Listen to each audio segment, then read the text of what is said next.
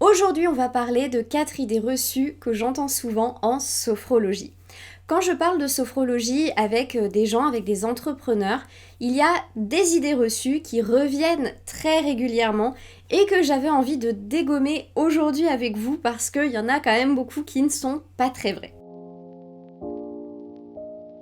Bonjour à tous, je m'appelle Laure, je suis sophrologue et photographe et j'aide tous les entrepreneurs à améliorer la gestion du stress, à éviter le burn-out et à améliorer l'image de soi avec 2 outils thérapeutiques, la sophrologie et le portrait photographique. La première idée reçue que j'entends souvent, c'est la sophrologie c'est trop doux, je vais m'endormir. Alors oui, mais non. En gros, une séance, ça se compose de 2 types d'exercices. D'abord, on va commencer par des exercices en mouvement, donc des mouvements doux du corps associés à la respiration contrôlée. Moi, c'est ceux dont je vous parle quand je vous fais mes vidéos. Je vous parle principalement de ces exercices-là. Et ensuite, une visualisation d'images positives qui là est un exercice statique où vous êtes soit en position assise ou allongée. Et effectivement, il peut y avoir un risque d'endormissement en position allongée. Donc déjà pour commencer, les premiers exercices en mouvement, ce sont des mouvements qui sont doux, mais si la personne le souhaite, ça peut être des mouvements un petit peu plus dynamiques. Tout est adapté en fonction du sophronisé, le mouvement en lui-même, il existe. Maintenant, c'est à vous de voir avec quelle intensité vous avez envie de le pratiquer. Et si vous voulez le faire un petit peu plus fort, eh bien, il n'y a aucun souci, c'est largement possible. Dans tous les cas, vous êtes debout, et même si la plupart du temps vous avez les yeux fermés, c'est quand même un peu difficile de s'endormir en faisant des mouvements et en retenant sa respiration. Personnellement, je n'ai jamais vu ça. Ensuite, pour ce qui est de la visualisation, en fait, le sophrologue va vous placer artificiellement, grâce à sa voix, dans un état qui est entre la veille et le sommeil. C'est un état que vous connaissez tous. C'est celui par lequel vous passez tous les soirs avant de vous endormir, tous les matins au moment où vous vous réveillez. C'est ce petit moment où on est encore légèrement endormi, mais on est quand même réveillé. On n'est pas totalement dans le sommeil. Et bien nous, en tant que sophrologue, avec notre voix, avec le volume de notre voix, nos intonations, etc., eh bien on va placer nos sophronisés artificiellement dans ce niveau-là, cet état-là, et on va maintenir la personne dans cet état-là, grâce à notre voix. C'est là en fait que tout le travail de la sophrologie se passe. C'est ce qu'on appelle, nous, le niveau sophroliminal. Alors effectivement, il peut y avoir un risque ici pour que vous alliez un petit peu trop loin dans cet état-là et que vous vous endormiez. Malgré tout, nous, en tant que sophrologue, on est là, on vous regarde, on est devant vous, on vous observe. Et on vous observe parce qu'on observe des signes, notamment physiques, qui montrent que vous êtes en train de vous endormir. Et si vous vous endormez, nous, on a des outils pour éviter que vous glissiez un peu trop dans le sommeil. On va par exemple rehausser un petit peu le volume de la voix, on va modifier un petit peu notre intonation, on va vous appeler par votre prénom. Il peut y avoir tout un tas de choses qui peuvent être utiles, mais en tout cas, nous, on ne vous laisse pas sombrer dans le sommeil. Normalement, donc, à la fin d'une séance, on se sent détendu, mais pas endormi. Cela dit, parfois, vous pouvez avoir l'impression d'avoir dormi parce que vous n'avez pas entendu, vous n'avez pas souvenir d'avoir entendu ce que le sophrologue vous a dit pendant la visualisation. Et ça, en fait, c'est normal. C'est une sensation qui est inhérente à cet état entre la veille et le sommeil. Et nous, en tant que sophrologue, on sait que votre cerveau, lui, il a tout entendu. Comment on le sait ? Eh bien tout simplement, vous ne vous souvenez de rien, vous avez l'impression de n'avoir rien entendu, et malgré tout, quand on vous a dit inspirer, vous avez inspiré. Sans hésitation, sans réflexion, sans qu'on ait besoin de rehausser la voix, on vous a dit inspirez profondément par le nez, et vous l'avez fait. Du coup, nous, ça nous permet de savoir que tout simplement, vous étiez là. Votre cerveau, il a tout retenu, et ce que vous avez entendu, ce que votre cerveau a entendu pendant l'exercice, il l'a retenu. Et donc les effets de l'exercice sont bien pris en compte. Ça a marché. La sophronisation, ça s'appelle, a fonctionné. Donc c'est bon pour nous. On sait qu'on peut passer à la suite. On sait que vous pouvez repartir chez vous, refaire cet exercice et c'est ok. Donc rassurez-vous, non, une séance de sophrologie, ça n'est pas une sieste un peu chère, c'est vraiment un travail efficace et même si parfois vous avez l'impression d'avoir dormi, ça n'est pas le cas. La deuxième idée reçue que j'entends le plus souvent et qui est, je pense, celle qui m'agace le plus, c'est « ouais mais moi je n'aime pas la méditation et le yoga ou le yoga, donc je ne vais pas aimer la sophrologie ». Elle me rend ouf. Elle me rend ouf parce que ça n'a rien à voir. Alors certes, la sophrologie puise certaines de ses inspirations dans des méthodes comme le yoga ou des spiritualités comme le bouddhisme tibétain. Mais ça n'a rien à voir. La sophrologie est une thérapie. Une thérapie qui est principalement inspirée par des méthodes thérapeutiques occidentales comme l'hypnose, la psychanalyse, la neurologie, mais rien de spirituel. La méditation et le yoga, ça n'est pas de la thérapie. Le yoga, ça n'est pas une thérapie. La méditation, ça n'est certainement pas une thérapie. Ce sont des pratiques spirituelles ou mystiques qui ont une portée religieuse. Ça n'a rien à voir avec la sophrologie. Et je pense que ça, c'est aussi important des fois de le remettre un peu dans son contexte. Mais le yoga et la méditation, c'est ni du fitness, ni une thérapie, ni uniquement une méthode bien-être. C'est vraiment une méthode spirituelle, des pratiques spirituelles où il y a quelque chose derrière. La sophrologie, c'est pas du tout le cas.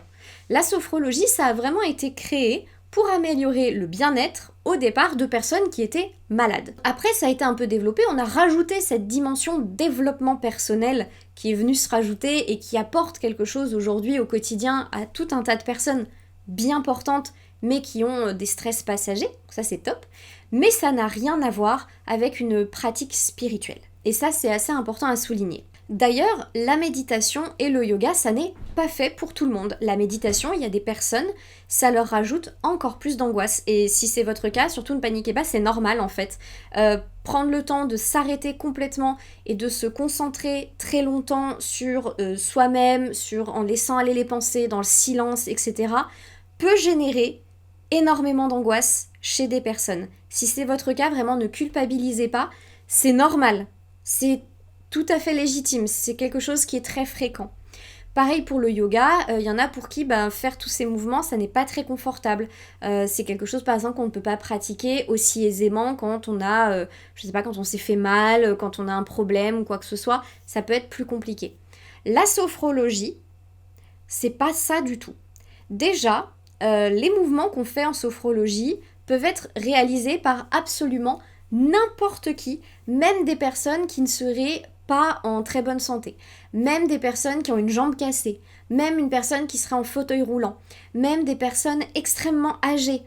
Tous ces mouvements, ils sont faits pour être réalisés facilement par tout le monde et ils sont adaptables à l'infini pour pouvoir être réalisés par tout le monde. Pareil pour la partie visualisation, ça n'est pas une méditation, c'est une visualisation d'images positives guidée, pendant laquelle vous êtes toujours conscient. Il y a vraiment pas de cette idée de je laisse passer mes pensées, je me concentre sur ma respiration. Non, vous êtes en train d'imaginer quelque chose. Vous aidez votre cerveau à imaginer quelque chose de positif pour qu'il ait des ressentis positifs. C'est tout. Donc vraiment, c'est très éloigné de la méditation. Là où vous allez retrouver des choses de la méditation, c'est par exemple, avant de commencer la visualisation, on détend entièrement le corps, de la tête jusqu'aux pieds. Donc le scan corporel, c'est quelque chose qu'on fait parfois dans la méditation. Mais c'est vraiment le seul truc qui ressemble à de la méditation. Du coup, si vous n'aimez pas la méditation ou le yoga, bienvenue, peut-être que vous aimerez la sophrologie. La troisième idée reçue dont je vais vous parler, je crois que c'est ma préférée parce qu'elle me fait beaucoup rire et je vais vous expliquer pourquoi. C'est souvent la phrase « Ouais mais moi la sophrologie, je pense que ça va pas marcher sur moi parce que je suis trop cartésien ». Les gens qui me disent cette phrase, j'ai qu'une envie, c'est leur faire de la sophrologie parce que souvent, c'est ceux sur qui ça marche le mieux. Donc vraiment, j'adore qu'on me dise cette phrase parce que je le prends comme un défi. Ah oui, vraiment, on va voir ça. Et souvent, c'est les personnes sur qui ça marche le mieux. Alors pourquoi est-ce que être cartésien n'est pas un frein en fait à la sophrologie ? C'est que la sophrologie, ça n'a rien de magique. C'est pas du spectacle.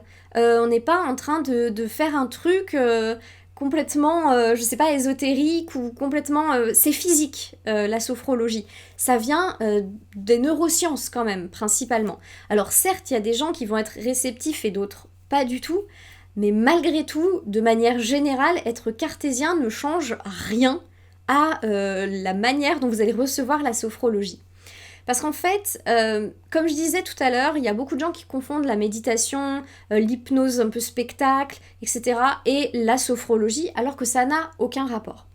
En gros, dans la sophrologie, comme je vous l'ai dit, il y a plusieurs exercices en mouvement avec de la respiration contrôlée, et ensuite une visualisation. Souvent, les gens, quand ils me disent ça, c'est qu'ils pensent surtout à la partie visualisation, ils se disent je vais pas pouvoir en fait visualiser des choses, c'est pas possible pour moi, mon cerveau va pas y arriver.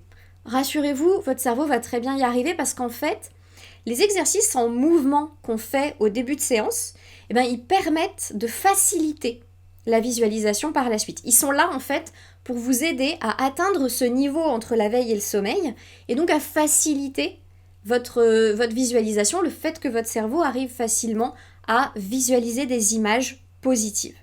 Donc ça, rassurez-vous, en fait, toute la méthode, toute une séance est construite pour que lorsqu'on arrive à la visualisation et que le sophrologue, avec sa voix, son intonation et son discours, vous guide vers la visualisation, en fait, tout votre cerveau est déjà prêt, il a déjà relâché beaucoup de choses, il a déjà relâché certaines de ses barrières mentales, et du coup, il est totalement prêt à recevoir ces images et à les visualiser. Donc pensez bien que la sophrologie, c'est pas un truc magique, c'est quand même un truc physique. On peut mesurer les ondes du cerveau et on peut mesurer l'atteinte de ce niveau entre la veille et le sommeil. Donc, même si vous êtes très cartésien, il y a de fortes chances pour que ça marche très bien sur vous. C'est simplement une question de relâchement. Et enfin, la dernière idée reçue que j'entends très souvent, c'est « Ouais, mais moi, j'aime pas trop tout ce qui est pierre, trucs énergétiques, je suis pas très fan. » Moi non plus. Et je vous rassure, c'est pas du tout le délire de la sophrologie. La sophrologie, ça s'appuie vraiment sur des sources scientifiques. À la base, le créateur de la sophrologie, Alfonso Caicedo, il est neurochirurgien. C'est pas un type illuminé qui s'est dit tout d'un coup je vais créer un truc où on visualise des images et c'est trop cool. Non, c'est quelqu'un qui a vraiment étudié le cerveau, qui s'est basé aussi sur de très nombreuses études de l'époque, sur l'hypnose, la psychanalyse, tout un tas de thérapies brèves, tout un tas en fait de thérapies et de méthodes qui permettent de relaxer le corps et l'esprit. Il y en a qui commencent par l'esprit pour relâcher le corps, d'autres qui commencent par relâcher le corps pour ensuite détendre l'esprit. Et en fait, il s'est nourri de tout ça pour pouvoir créer une méthode qui s'appuie sur des preuves scientifiques, comme par exemple la mesure des ondes cérébrales lorsque on est dans un état de conscience modifié. Un état de conscience modifié, c'est-à-dire ce moment où on est entre la veille et le sommeil, c'est ce qu'on appelle un état de conscience modifié. Et ça, c'est des trucs vraiment basés sur de l'observation scientifique. Il n'y a rien d'ésotérique là-dedans, absolument rien. Donc là-dessus, si vous n'aimez pas les trucs ésotériques, les pierres, les trucs énergétiques, bienvenue. C'est pas le cas de la sophrologie. Venez nous voir, il n'y a aucun problème, ça n'est pas du tout ce qu'on propose et surtout on ne fait pas de fausses promesses. Non, votre chiffre d'affaires ne va pas augmenter miraculeusement parce que vous avez respiré un peu fort.